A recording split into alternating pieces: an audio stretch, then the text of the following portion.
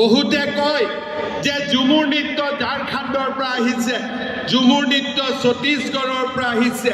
নহয়, এই ঝুমুৰ নৃত্যত অসমৰ চাহ বাগিচাৰ সন্তানসকলে কৰা তেওঁলোকে অসমৰ অৱদানৰ সুন্দৰ বৰ্ণনা ইয়াত নিহিত হৈ আছে। আমি আজি আপোনালোকক প্ৰতিশ্ৰুতি দিছোঁ যে সময়ৰ লগত আপোনালোকৰ লগত আমি একেলগে কাম কৰি অসমৰ চাহ বাগিচাৰ লাইনত বাস কৰা প্ৰতিগৰাকী চাহ শ্ৰমিকক সেই মাটিৰ অধিকাৰ আমি প্ৰদান কৰিম। লাইনৰ মাটি বাগিচাৰ সম্প্ৰদায়ৰ হ'ব, আপোনালোকৰ হ'ব। সেই প্ৰতিশ্ৰুতি মই আজি আকৌ এবাৰ আপোনালোকৰ আগত মাননীয় প্ৰধানমন্ত্ৰী ডাঙৰীয়া আৰু অসমৰ জনসাধাৰণক সন্মুখত ৰাখি মই সেই প্ৰতিশ্ৰুতি আকৌ এবাৰ আপোনালোকৰ ওচৰত দিব বিচাৰিছোঁ। সোঁৱৰণ কৰিম অসম আন্দোলনত শ্বহীদ হিচাপে স্বীকৃতি লাভ কৰা বাধনা ওৰাঙক মই আজি কৃতজ্ঞতাৰে স্মৰণ কৰিম। অসমৰ চাহ বাগিচাৰ লোকসকলক, যিসকল লোকে অসমীয়া ভাষাক নিজৰ ভাষা বুলি আদৰি লৈ আমাৰ ভাষা, কৃষ্টি আৰু সংস্কৃতিক সমৃদ্ধ কৰিছে। আজিৰ এই ঝুমুৰ প্ৰদৰ্শন অসমৰ চাহ বাগিচা আৰু আদিবাসী লোকলৈ অসমবাসীৰ কৃতজ্ঞতা। অসমৰ 3,50,00,000 লোকে অসমৰ চাহ জনগোষ্ঠী আৰু আদিবাসীৰ লোকক আজি এই ধৰণে আমাৰ কৃতজ্ঞতা জ্ঞাপন কৰিছোঁ। আমাৰ কৃতজ্ঞতা আপোনালোকে গ্ৰহণ কৰিব। শ্ৰদ্ধা ৰাইজ, এই পবিত্ৰ মঞ্চত আমি আপোনালোকক আকৌ এবাৰ ঘোষণা কৰিব খুজিছোঁ।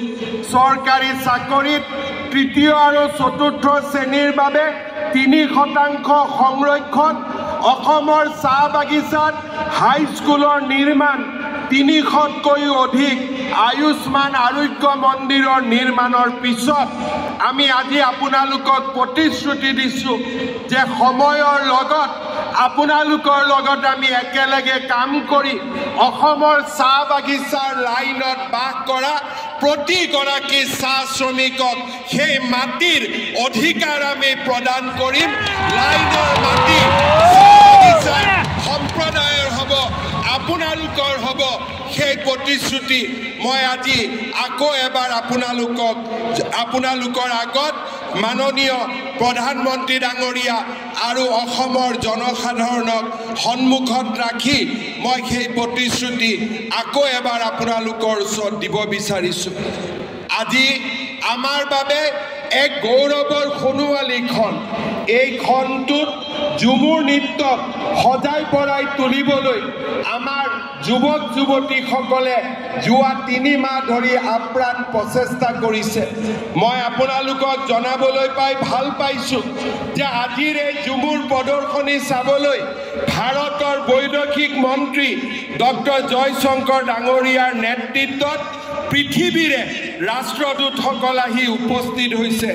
Today we are honored to have with us Honorable Union Minister of External Affairs Dr. S. Jaishankar along with His Excellencies Head of Missions of several countries.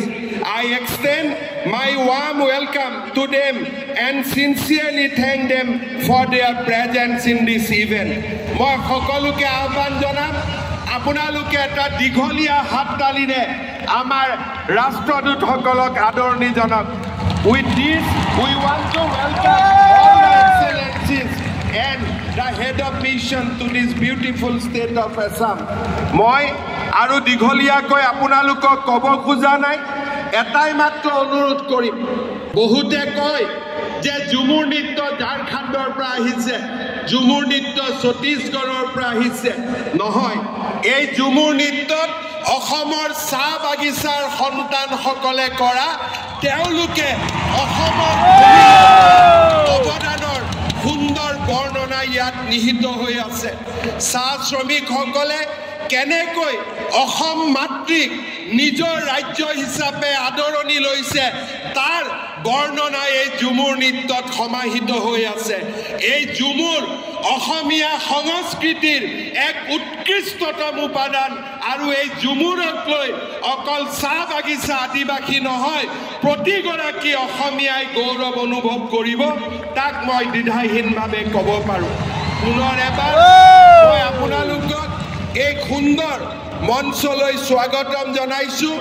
मैं दोबारा एक बार भारत का माननीय प्रधानमंत्री नरेंद्र मोदी जी को मैं स्वागत करता हूं। मेरा विश्वास है आज मोदी जी ने यहाँ उपस्थित होके हमारे शाह बागान की और आदिवासी लोगों का जो श्रम है, जो परिश्रम है, ये सारे को एक स्वीकृति देने का काम किए हैं।